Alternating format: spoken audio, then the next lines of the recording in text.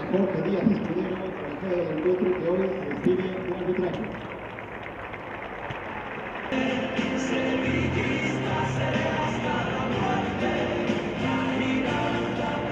Que nunca se rinde, delante de su fútbol no tiene rival. De 100 años lleva mi equipo.